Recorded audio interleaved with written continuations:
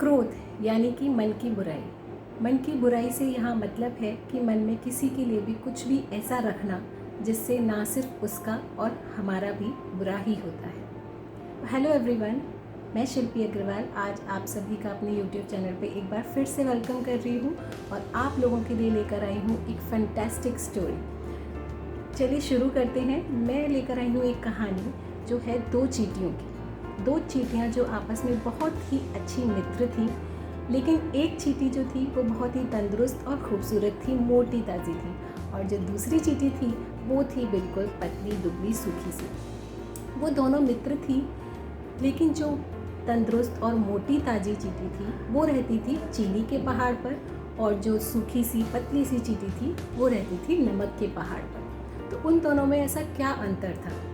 तो एक बार पतली चींटी ने मोटी वाली चींटी से अपनी दोस्त से पूछा कि तुम इतनी तंदुरुस्त कैसे हो और तुम इतना खुश कैसे रहती हो, क्या राज है इसका?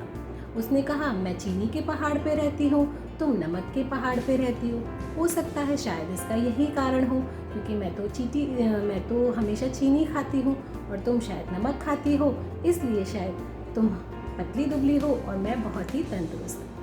तो चीनी खाने वाली चींटी ने अपनी मित्र को अपने पहाड़ पर कुछ दिनों के लिए रखा। उसने देखा कि चलो टेस्ट करते हैं कि अगर तुम भी मेरे पहाड़ पर यानी कि चीनी के पहाड़ पर आकर रहने लगती हो तो क्या तुम भी मोटी हो जाओगी।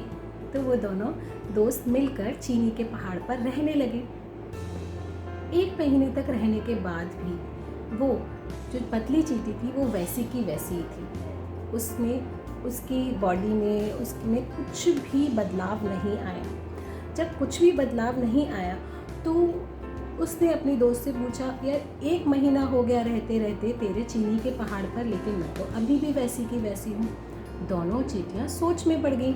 जो मोटी ताज़ी चींटी थी वो भी सोच में पड़ गई। उसने सोचा कि ऐसा क्या है कि 1 महीने तक रहने के बाद भी इसके शरीर में कोई भी बदलाव नहीं आया है। फिर उसने क्या देखा कि जो चींटी पतली थी उसके मुंह में नमक की डेली थी। दोस्तों, कुछ समझ आया?